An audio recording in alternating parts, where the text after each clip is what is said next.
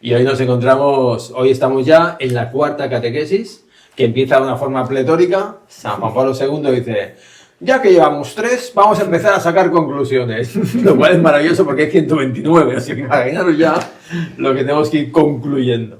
Pero bueno, ya veis que es muy interesante. Muy bien, esas conclusiones ya son en relación a lo que hablábamos en los episodios anteriores, que después de esta vuelta al principio, de esta vuelta a la raíz y de esta distinción entre el estado anterior al pecado y posterior al pecado, dice el Papa, las palabras de Cristo se refieren al principio, nos permiten encontrar en el hombre una continuidad esencial y un vínculo entre estos dos diversos estados o dimensiones del ser humano. Es decir, son estados que están íntimamente vinculados. El estado de pecado forma parte del hombre histórico.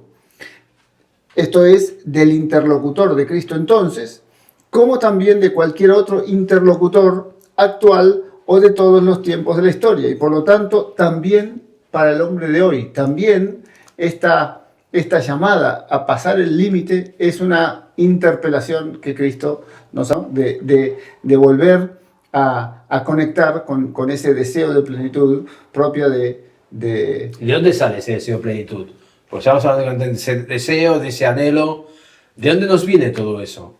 Y es puesto por Dios en el corazón humano, ¿no? El Dios que quiere comunicar su bondad, quiere hacernos partícipes de su felicidad, evidentemente pone en el corazón el deseo de Él, ¿no? El alfa y el omega. ¿Y eso ya lo teníamos en el principio? Y eso lo teníamos en el principio, se hirió, se manchó, se estropeó sí. Con el pecado, pero pese a que se ha estropeado, el desafío es volver a pensarnos como Dios nos ha pensado. Es que de hecho, si somos imagen y semejanza de Dios, o sea, Dios es infinito, porque es Dios, ¿no? Y en cierta manera, en esta semejanza, nosotros tenemos algo de infinito también, ¿no? Por eso bueno, creo que en el relato primero de la creación, cuando decíamos, o sea, vale, el yaísta, el eloísta. Vale. Decía, o sea, el hombre está como en este intermedio, o sea, está en el mundo, pero aspira a más que al mundo, ¿no? Y de hecho, me recuerdo esta frase de C.S. Lewis que dice, si no hay nada en el mundo que pueda llenarme plenamente, es porque probablemente estoy creado para algo más allá del mundo, ¿no? Y yo creo que nos viene por esta imagen y semejanza de Dios, este deseo, o sea, infinito, ¿no? Y también la frase famosa de San Agustín, que es experiencia humana de cada uno, que muchas veces, aunque tenemos todo en la vida, o bueno, realmente, o sea, mucho más de lo que necesitamos, como también decíamos en la catequesis anterior, ¿no? Que estaba en ese Edén maravilloso, pero, wow, siempre... No sé, hay como un dolor, algo que nos falta, ¿no? Como un llanto, ¿no? Sí, dentro. Y entonces, colmado. O sea, claro, si nos volvemos a situar en el contexto de la pregunta que los fariseos hacen a Jesús, dicen, o sea, es una pregunta. ¿Puede uno divorciarse de su mujer, ¿no? Por cualquier motivo? Por cualquier causa, sí. Es porque de alguna manera ha habido una rotura, ¿no? O sea, ha habido algo que yo pensaba que me iba a llenar y no me ha llenado. Entonces Jesús dice, bueno, vamos a volver a ese principio del que hablaba Mariano, que habla Jesús, y dice, Jesús nos está invitando, cuando tenemos este dolor, no sé qué me está pasando, no entiendo nada, qué sentido tiene esto, vuelve al principio, porque ahí vas a descubrir quién eres y cómo llenar. Y quién eres es el hombre prehistórico. Bueno, el hombre teológicamente prehistórico, ¿eh? Exacto. No el prehistórico de antes de la escritura. Por eso, exactamente. Por eso dice el Papa, el hombre histórico, o sea, el después del pecado, está pues, por decirlo así, arraigado en su prehistoria teológica revelada.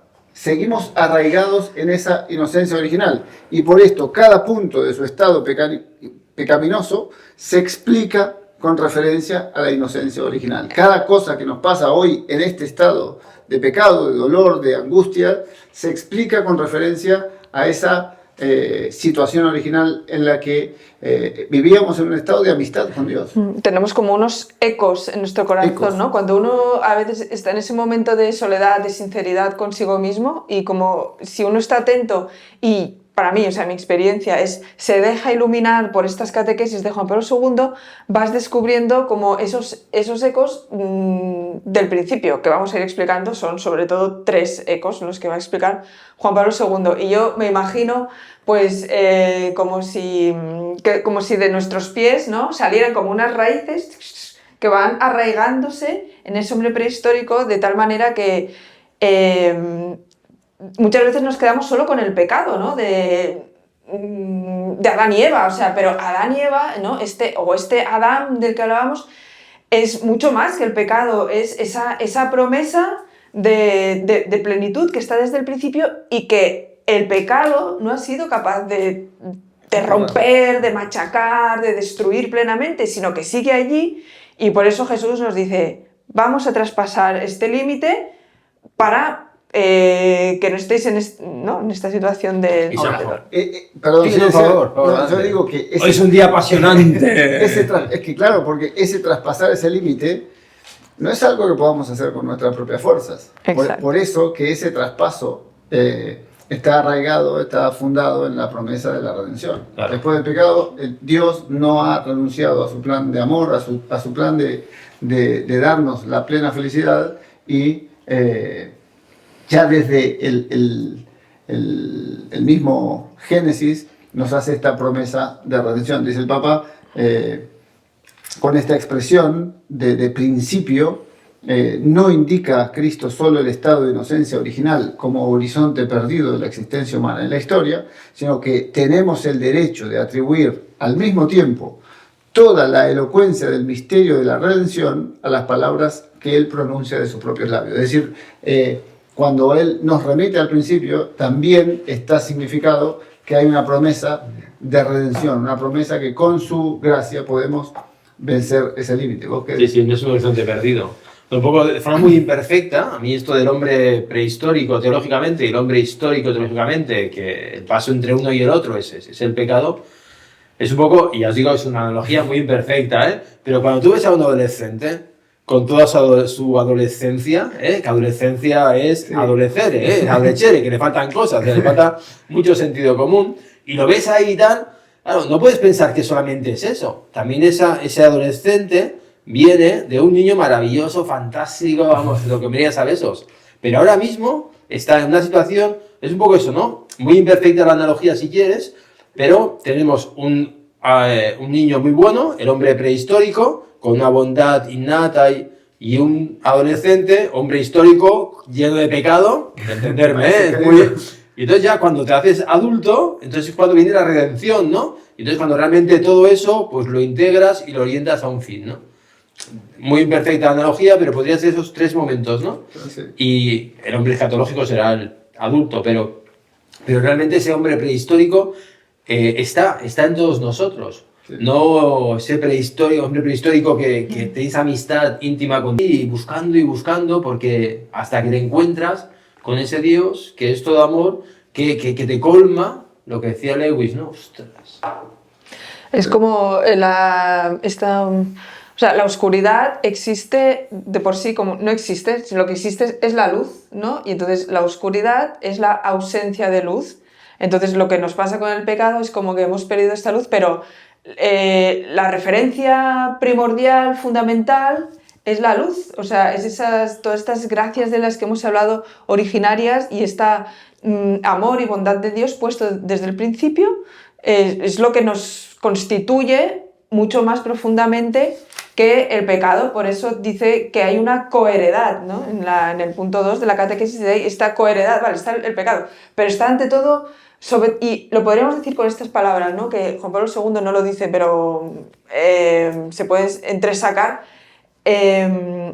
sabernos unos hijos de un padre bueno que te lo ha dado todo, ¿no? Entonces, y es que es el principio de todo, o sea, saberse hijo muy amado, ¿no? O sea, la filiación, ¿no? Sí, sí. Insisto yo también en que tanto Dios amó al mundo, tanto nos amó que dio a su hijo para redimirnos, ¿no? Y entonces es la esperanza puesta en esa redención de poder superar esa adolescencia de la que hablaba, ¿no? Esa adolescencia que es tan convulsa, que es tan que es tan a veces dolorosa, pero que hay la esperanza de esa redención. El Papa dice, ya en el ámbito del mismo texto yavista, el Génesis 2, somos testigos de que el hombre, varón y mujer, después de haber roto la alianza original con su Creador, recibe la primera promesa de redención en las palabras del llamado protoevangelio en el Génesis 3.15 y comienza a vivir en la perspectiva teológica de la redención. Ahí es donde estamos, ¿no? En esta perspectiva teológica de la redención, de que podemos alcanzar plenamente esa bienaventuranza a la que está llamada Macarena. Este protoevangelio creo que es importante tenerlo en cuenta y, no sé, como grabarlo si es posible, ¿no? Porque realmente después del pecado, inmediatamente después de este pecado que a veces no tomamos conciencia de que realmente es un drama, o sea, es un drama, ¿no? Juan Pablo II no se detiene porque, bueno, no le interesa, quiere ir avanzando en esta... no se quiere detener en el drama, ¿no? Él sigue avanzando, pero justo después del pecado, en el Génesis 3.15, dice, Dios, pondré enemistad entre ti, la serpiente, y la mujer, o sea, papelón, entre tu linaje y el suyo. Él, o sea, este linaje, te aplastará la cabeza y tú le acecharás al talón. Esto se cumple definitivamente en el Apocalipsis, ¿no? En la aparición de esta mujer que lucha con el dragón y tal, ¿no? Pero se cumple en María, ¿no? Y también, pues de alguna manera, también lo iremos viendo, en cada mujer ya está, en María, porque su linaje, ¿no? El linaje de María aplastará la cabeza. Pero ya inmediatamente es, vale, drama, pero aquí yo soy Dios, o sea, yo soy más que el pecado, yo soy más que el demonio, yo soy Dios, ¿no? Y aquí viene Dios también, pues, a rescatar, ¿no? Entonces, importante siempre que la redención, que el amor de Dios es más que el pecado. Y perdonad, pero ¿era necesario? O sea, el pecado, o sea, ¿por qué este árbol ahí en medio? O sea, el pecado no era necesario. Era una posibilidad. Bueno, era una posibilidad por la libertad humana, pero no es algo querido por Dios. No es algo querido en su plan. Dios lo que quiere es ¿y por qué pone un árbol? Bueno, el amor, o sea, tiene este riesgo, ¿no? O sea, cuando uno da amor, ese amor que tú das, como Dios da, y lo hemos visto, ¿no? Todo, ¿no? Al varón y la mujer, al hombre, pero ese amor que tú das puede ser rechazado. Y eso es lo que sucedió, ¿no? Sí, el rechazo. Pero yo pienso que te referís al hecho de por qué Dios pone un árbol que no se puede, tocar. Sí, exacto. Que nos da todo menos... Dices, te lo podías haber evitado, ¿no? Ya... Sí. Pero en el fondo es el reconocimiento de la majestad de Dios, de la paternidad de Dios sobre el hombre, de que el hombre es una criatura y está sujeto a ciertos límites, a ciertas normas.